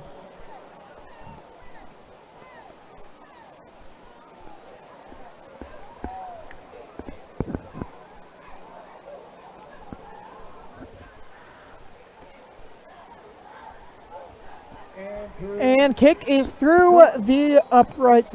However, I don't think that the Knights secondary threw a lot of it. That one burn was just a great football play, a great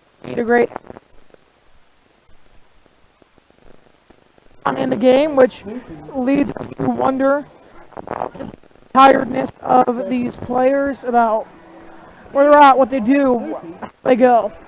That's a throwback. We're at the concession stand.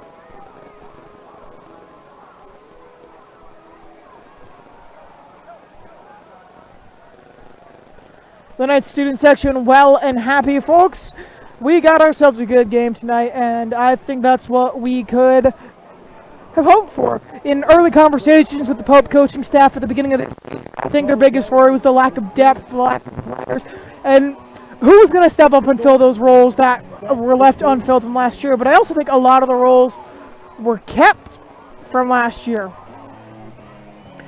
I don't see what quite the worry was. Cook seems to be in good shape. Minchie, phenomenal shape. Rob, depressingly, not there. And I think that looks scary. It really will come down to that secondary and not get burned again. I think a play like that once a game is good. But when you get into schools like Brentwood Academy, Macaulay, Baylor, and they're going to test that secondary, they're going to test those corners with some phenomenal wide receivers. It's going to be a pretty interesting thing to see for the rest of this season.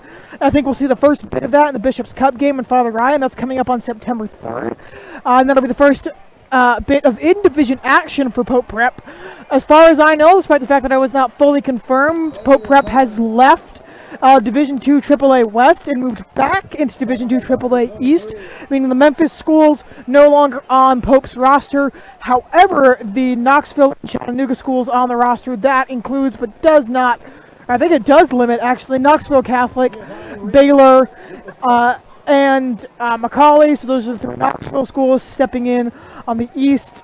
You lose schools like Christian Brothers, and I do believe one or two of them might be on the schedule. It's either MUS or Christian Brothers, one or the other. I don't think a Pope in the West was the smartest way to go, and I think a lot of people realize that. And maybe I'm just wrong and they still are in the West, and I have made a fool of myself. Bailey avoids the sack there, but the second one comes in for the sack.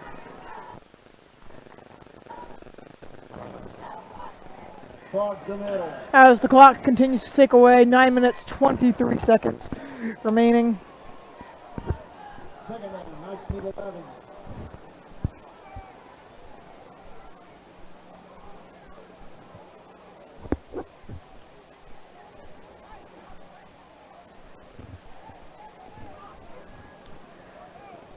Big problem for the Knights as well is playing a lot of those games on the road. It's no surprise that the Knights have 6 home games this year, and those are. Sorry, I had a stutter moment there.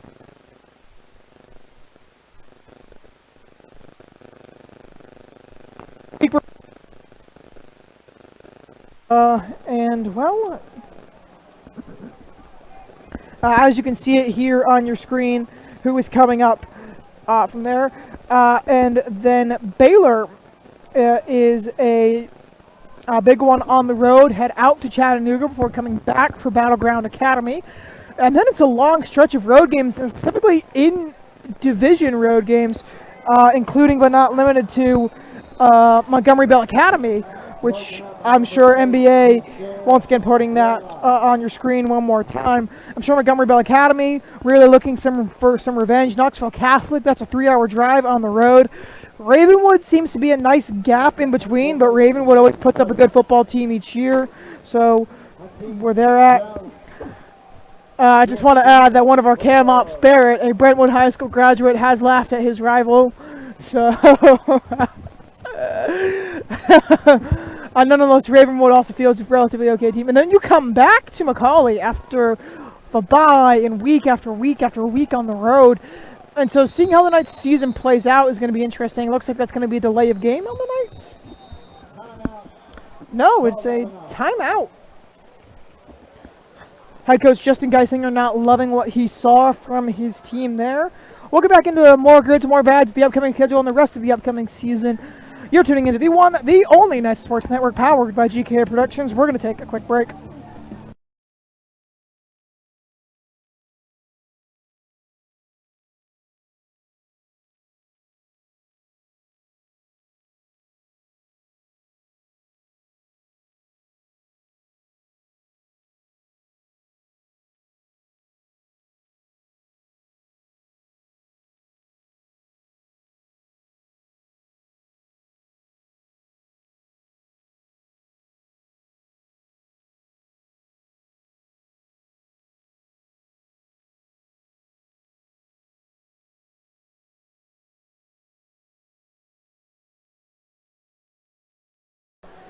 So there'd punts before the delay of game, or the timeout calls to prevent the delay of game, and he's going to maneuver around a plethora of Knights. Whistle blows, but he is going to push out of bounds. I did hear a whistle. I'm wondering if they wanted to blow the play dead, but opted not to.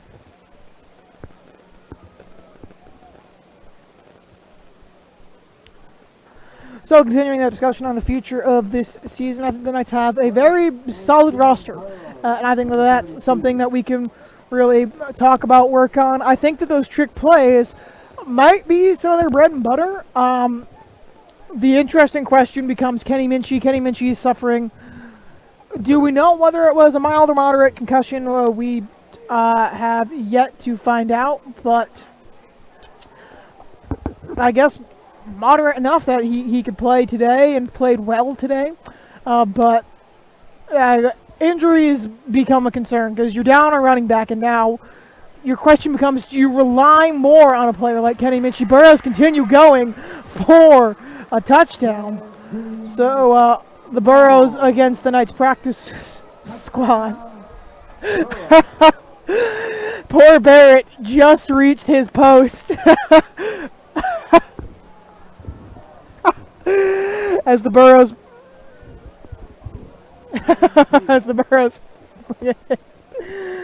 bring it in for a touchdown. And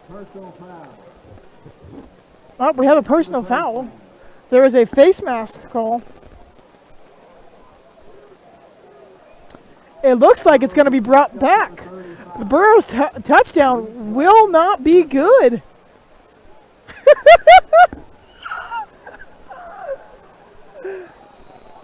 The Burros will replay the down.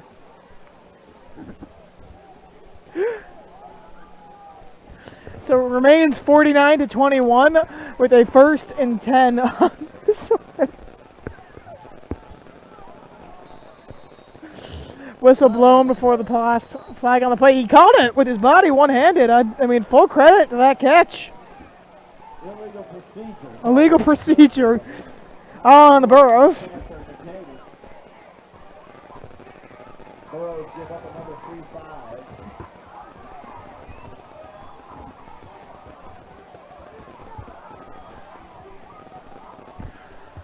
3-5. But I think the Pope coaching staff was correct. This team's depth is a concern, and it's a question that they need to ask themselves going into each game. Because should Kenny Minchie go down,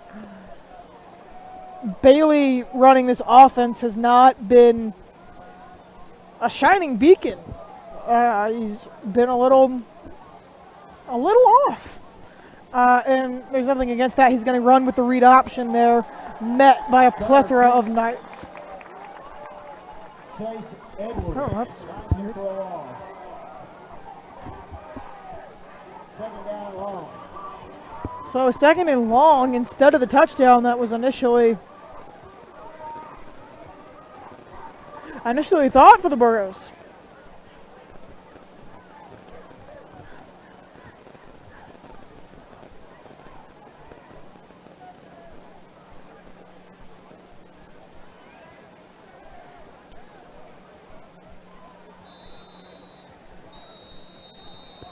And it looks like we have a whistle.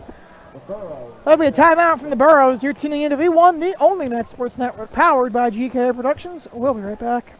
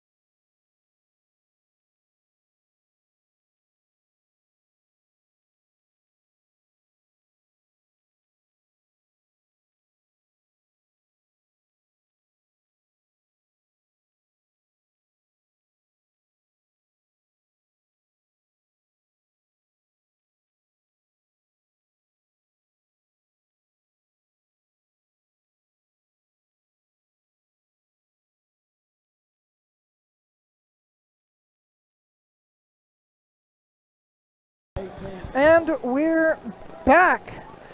6 minutes, 23 seconds remain in the 3rd quarter. Quarterback looks, finds his receiver, met by a abundance of Knights. Catch made by number 13, Paul Tucker. Once again, highlighting these gray uniforms for Pope Prep. Really sleek looking on camera as well.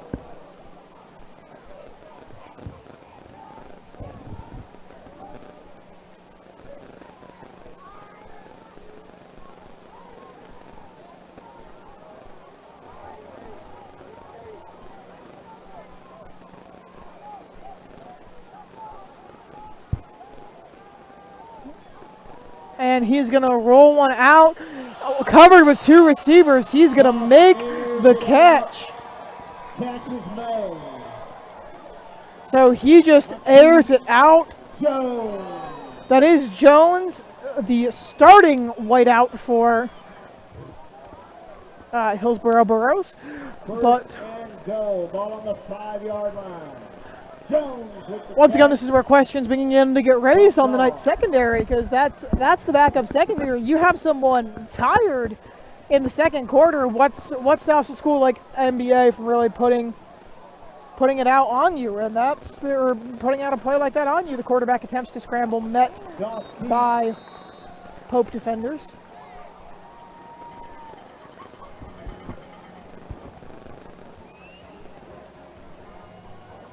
Braden Jones cleans that one up. Backward coming, low in the pile.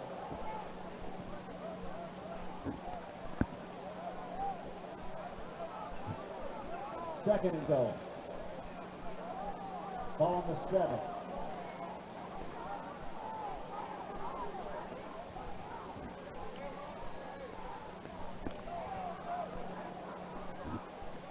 And the snap gives to his back. Back is going to run right on in for a touchdown, Burros. And so the Burros decide to continue to keep this one competitive against the Knights. Against the Knights squad.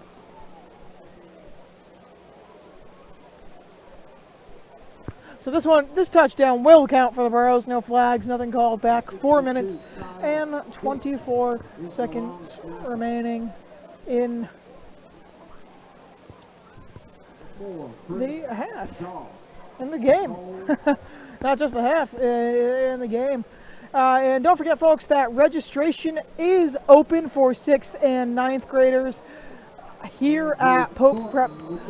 You can register your child today by visiting popeprep.org.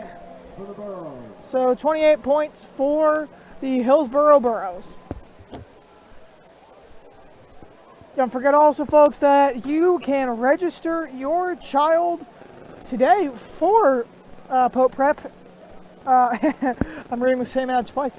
And also don't forget that your child can join the team if they are in grades 8 through 12. That is grades 8 through 12 are capable of joining the KSM broadcast. Learn from professionals who have information passed on to them from those who have worked the likes of March Madness, SEC Game Day, the OVC Tournament, and more. I promise, folks, it is an insightful and great experience. Also, if you have questions, comments, concerns, something that you want to see from us here at the Knights Sports Network, don't forget to email info@gkaproductions.net or find us on Twitter at JPII_sportsnet. That's at JPII_sportsnet. But hey, figured you'd want to follow us on Twitter anyway. Who wouldn't? We can bully the commentator on Twitter because he doesn't. It looks like it'll be ruled a touchdown. So the Burros get a touchback, which puts the Knights on the 20-yard line.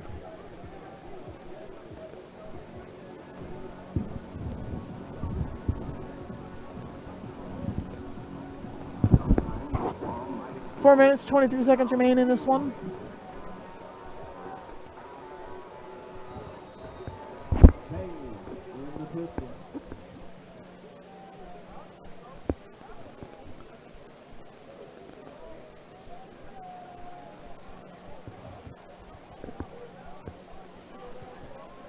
Bailey ready, and he gets the snap.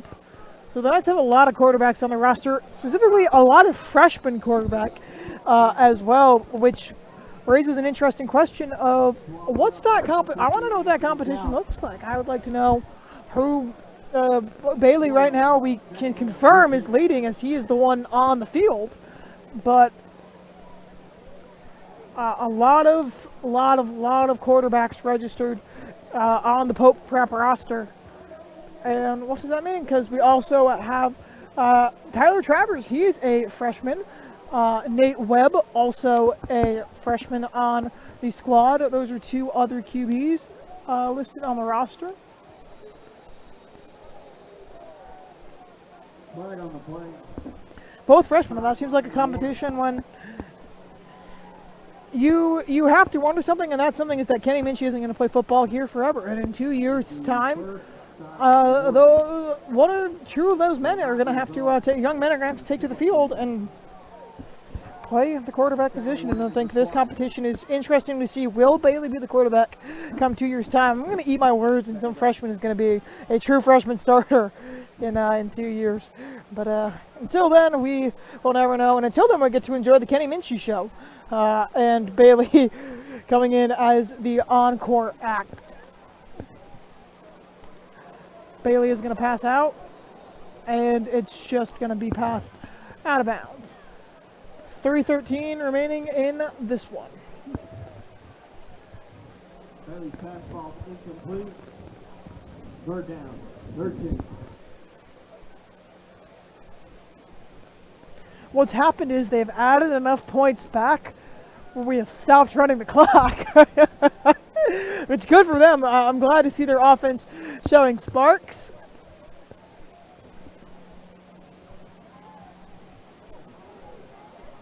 That ball goes off, and Bailey Keith, He's just met. Lakeith Jones on the stop. So Bailey seems to be a scrambler as well. I think that could be why you see him on the field. His style might most closely match Kenny Minchie. Minchie, once again, has received offers from several Division I schools, or at least we know of two that constitutes multiple. We don't know what he is announcing. Pope prep in punt formation. Just letting the clock run down on this one. And Southern punts it. It's going to bounce at the 49-yard line and be picked up. And the Knights are going to push him back to the 35.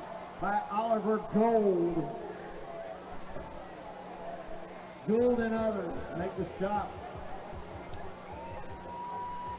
1st and 10, Hillsboro. At the 35. Reminding you Knights fans, 1 week from tonight at 7 p.m. We'll kick off against Pure Youth Alliance out of Memphis, Tennessee. It's Pure Youth Alliance. To all of our folks from Hillsboro High School, thank you so much for joining us tonight as there are 2 minutes and 8 seconds remaining in the game. I can hear the people clapping and cheering for Barrett as he runs. It seems the two of you have made quite the reputation tonight amid the fans.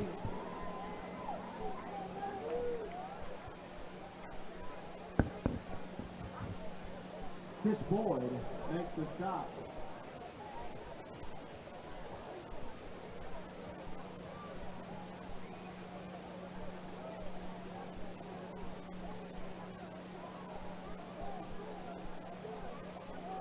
Second down. Burros needs 6. It does seem that they're doing that.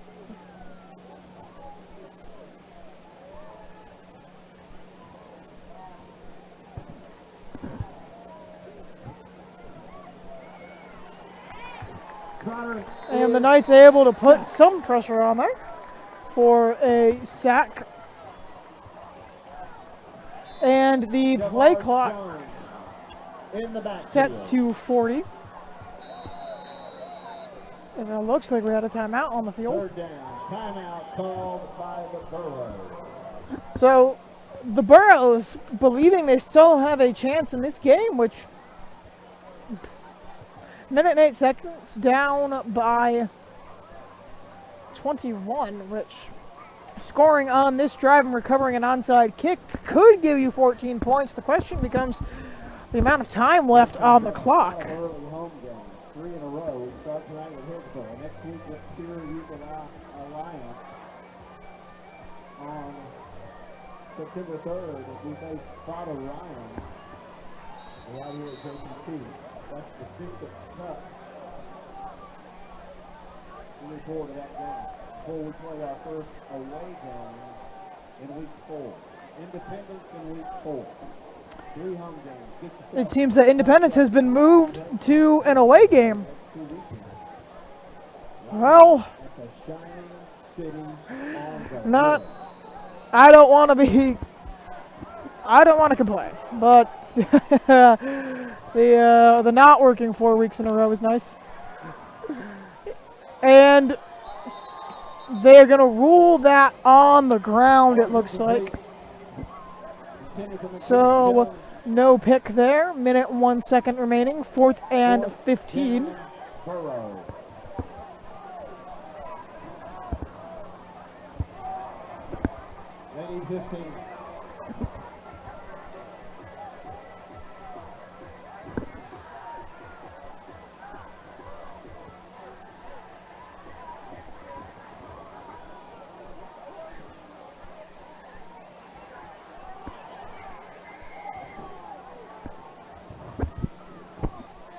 And the snap, he's going to air out a long ball, tipped.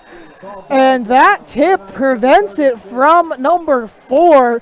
looking to catch it for Hillsboro. Ball goes over on downs.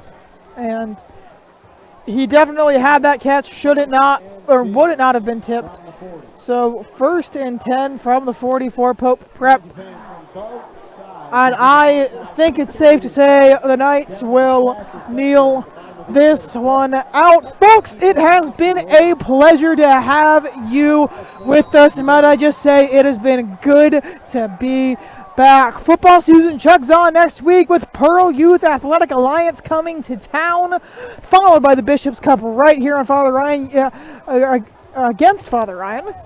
You can catch all of those games in person. We encourage you to come. Full capacity crowds are allowed. If you can't catch it or makes you just a little bit nervous, we understand.